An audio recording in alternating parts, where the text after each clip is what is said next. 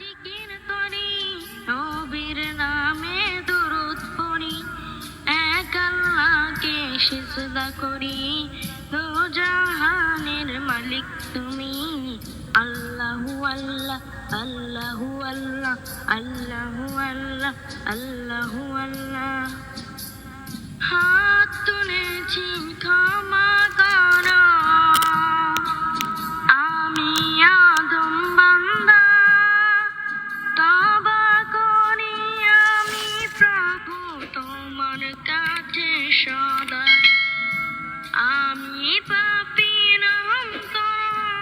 শাস্তি দিও না ক্ষমা করো দো জাহানের মালিক তুমি গুনাহগার বান্দা আমি